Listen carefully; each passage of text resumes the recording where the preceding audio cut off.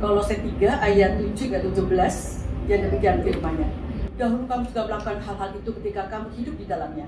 Tapi sekarang buanglah semuanya ini, yaitu marah, geram, kejahatan, fitnah, dan kata-kata kotor yang keluar dari mulutmu. Janganlah kamu lagi saling mendustai, karena kamu telah meninggalkan manusia lama serta kelakuannya, dan telah mengenakan manusia baru yang terus-menerus diperbarui untuk memperoleh pengetahuan yang benar bergambar halimnya. Dalam hal ini tidak lagi orang Yunani atau orang Yahudi, orang bersunat atau orang tak bersunat, orang barbar atau orang Skit, budak atau orang merdeka, tetapi Kristus adalah sesuatu semua di dalam dan di dalam segala sesuatu. Karena itu sebagai orang-orang pilihan Allah yang dikuduskan dan dikasihnya, kenakanlah belas kasihan, kemurahan, kerendahan hati, kelemah lembutan dan kesabaran. Sabarlah kamu seorang terhadap yang lain, dan ampunlah seorang akan yang lain apabila seorang dendam dengan yang lain. Sama seperti Tuhan telah mengampuni kamu, kamu berbuat jugalah demikian. Dan di atas semuanya itu kenakanlah kasih sebagai pengikat yang mempersatukan dan menyempurnakan. Hendaklah damai sejahtera Kristus memerintah di dalam hatimu, karena untuk itulah kamu telah dipanggil menjadi satu tubuh. Dan bersyukurlah, hendaklah perkataan Kristus diam dengan segala kekayaan di antara kamu, sehingga kamu dengan segala hikmat mengajar dan menegur seorang akan yang lain, dan sambil menyanyikan mazmur, kamu mengucap syukur kepada Allah di dalam hatinya, di dalam hatimu. Dan segala sesuatu yang kamu lakukan dengan perkataan atau perbuatan, lakukanlah semua itu dalam nama Tuhan Yesus, sambil mengucap syukur oleh Dia kepada Allah Bapa kita. Demikianlah pembacaan firman Tuhan. Kalau kita membaca surat Kolose ini, kita sedang diajarkan menjadi orang yang hidup serupa dengan Tuhan Yesus. Kita jangan serupa dengan Pak Deli, serupa dengan saya, keliru. Serupa dengan Yesus.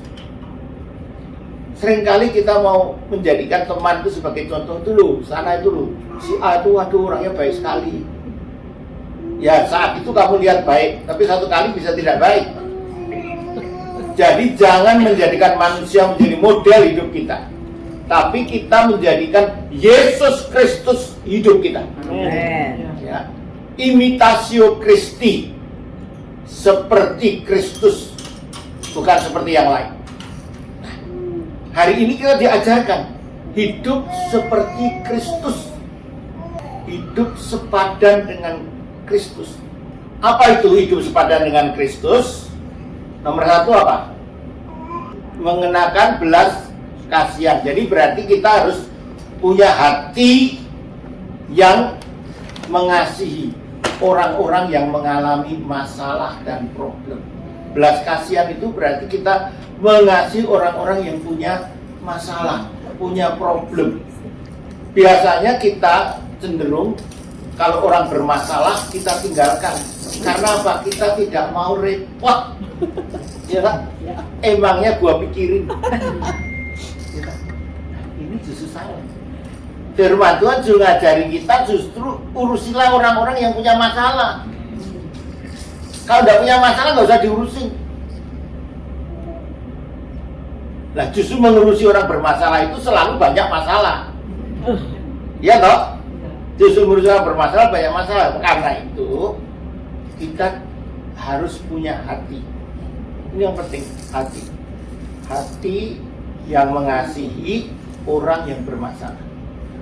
Kita belajar menjadi orang Kristen yang ramah, yang siap membuka hati kepada orang lain. Ya. Yang kedua apa? Kita sama. Ya. Jadi berarti ada marah sama geram, ya. Lalu fitnah. Nah, kita melihat orang lain itu selalu dengan kacamata hitam, tapi melihat diri kita dengan kacamata putih. Tapi kita lupa bahwa kita seringkali tidak lebih baik daripada orang yang jahat. Tadi dikatakan seperti orang Samaria itu. Orang Samaria yang jahat itu masih punya hati pada orang yang terluka di pinggir jalan. Maka dari itu kita jangan selalu berpikir bahwa kita itu lebih baik. Tidak boleh kita berpikir bahwa kita lebih baik. Kita harus percaya bahwa hidup ini penuh tantangan, penuh keanekaragaman. Tapi kita harus percaya bahwa kita dipanggil untuk mengasihi. Mengasihi Tuhan, mengasihi sesama, dan mengasihi musuh. Ini yang paling sulit. Jadi di sini kita belajar apa? Kita belajar untuk mengasihi. Dan dikatakan ada berapa hal yang kita lihat tadi. Apa? Kita harus apa tadi? Dikatakan ada apa? Rendah hati. Rendah hati itu yang gimana ya?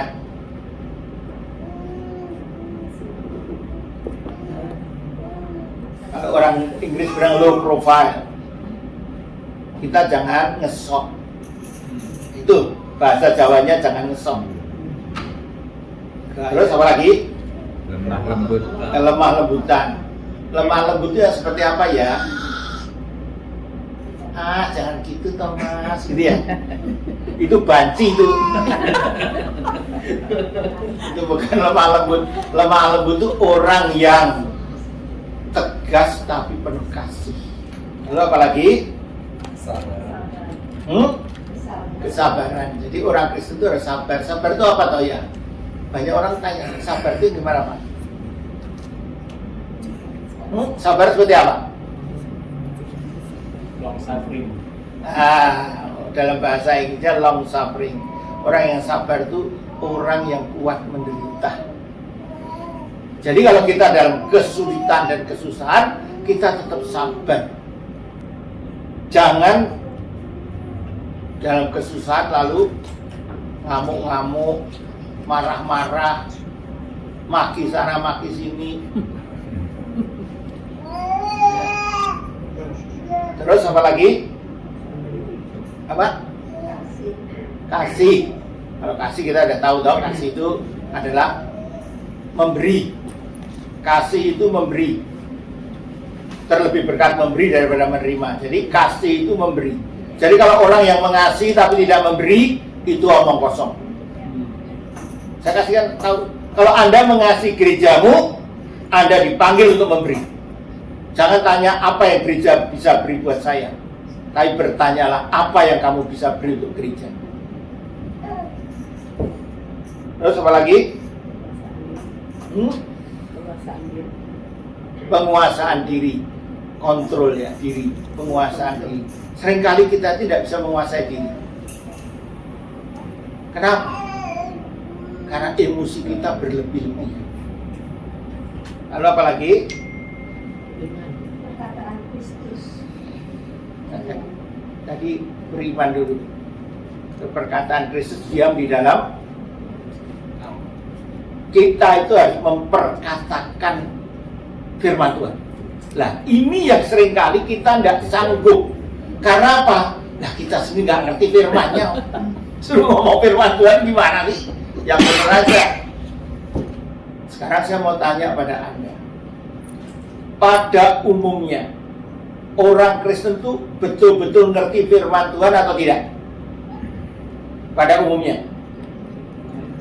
saya bilang ngerti, tapi tidak melakukan.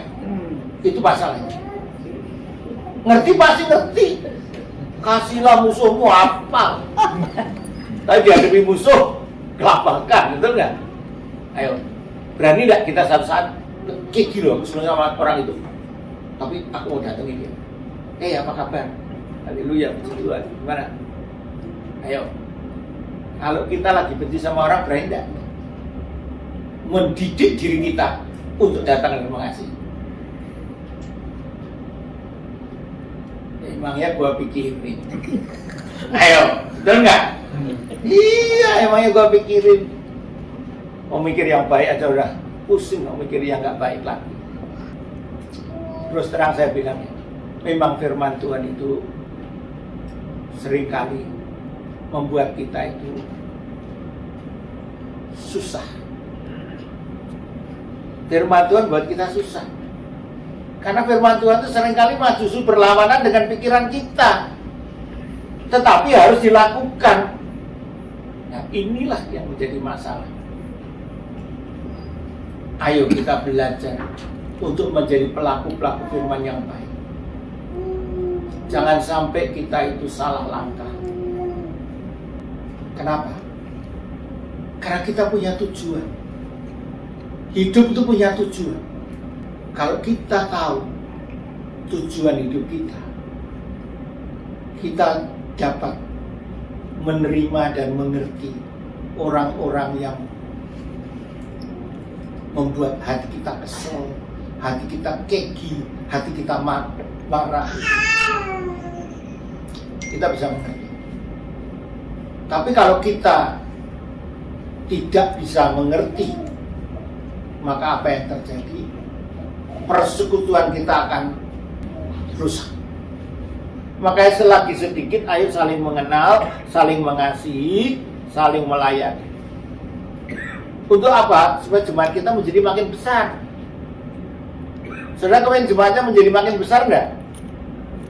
Amin. Amin. Kalau sudah mau ingin makin besar, mulailah dari kelompok ini. Dikuatkan. Ayo kita belajar satu. Mari kita saling mengasihi. Kelompok yang kecil ini pun harus saling mengasihi. Kalau ada sakit hati, selesaikan. Mumpung masih kecil-kecil gini, ayo. Supaya kalau kita bertumbuh makin besar. Saudara juga ingin gerejanya makin besar, toh? Amin. Ya. Dan orang Indonesia masih banyak di sana. Benar? Saya kasih tahu. Kan dihitung 20.000 aja, ke gereja baru 2.000. Masih ada 18.000. Padahal lebih dari itu orang Indonesia di Melbourne.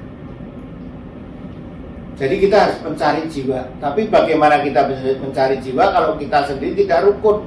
Maka belajar satu hal, membangun kerukunan dalam tubuh Kristus ini. Dan saya yakin kalau saudara betul-betul bisa saling mengasihi dan mengampuni, maka gereja Anda akan bertumbuh. Pasti. Dulu waktu saya datang kemari memulai gereja, jemaat saya cuma 4 ditambah 1, istri saya 5 orang. Lalu bertumbuh, bertambah, berkembang. Ada yang tanya sama saya, Pak, kok bisa dulu berkembang? Rahasianya apa? Saya bilang, rahasianya itu sederhana. Apa? Setiap orang harus diperhatikan. Itu pasti. Yang kedua, kalau kita tahu orang-orang Indonesia, kita jadikan teman. Lalu saya punya satu kebahagiaan tersendiri karena ada 2 pasang bapak dan ibu. Setiap hari Kamis ngajak saya jalan-jalan, naik mobil maksudnya, mengunjungi orang-orang. Pokoknya hari itu 3 orang kita kunjungi, 3 keluarga. Dan saya merasakan om dan tante ini memberikan saya satu kesempatan untuk cari jiwa. Jadi dengan demikian kalau Anda mau maju, ayo bangkit, cari jiwa. Saya beritahu saudara, banyak orang Kristen yang ada di Melbourne ini yang tidak ke gereja. Alasannya cuma satu sederhana, males.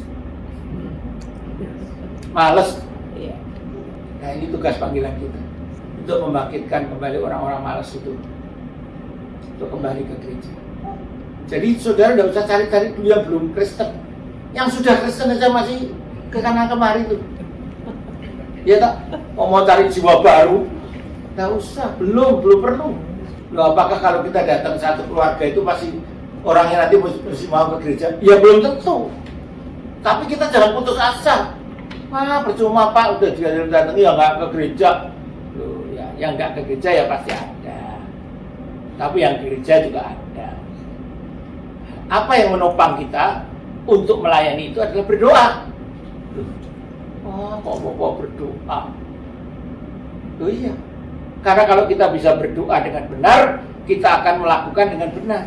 Maka ora et labora, berdoa dan bekerja. Kalau sudah mau kerja terus tanpa doa ya nggak sia-sia.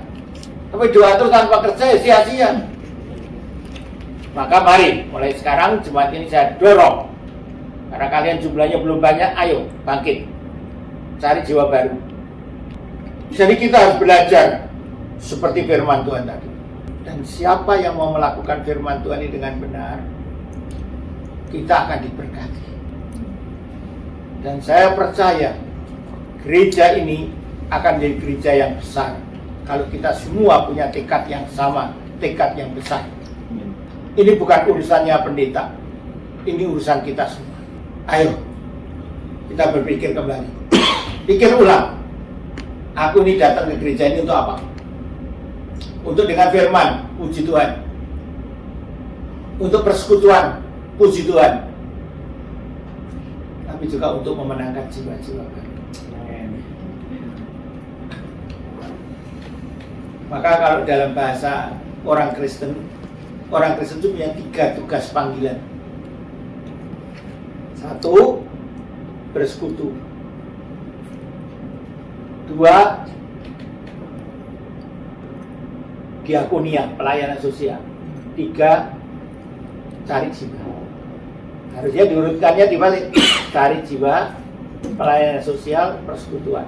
Karena orang dicari jiwanya, sudah masuk, dibantu pelayanannya, bukan hanya jiwanya, juga sosialnya.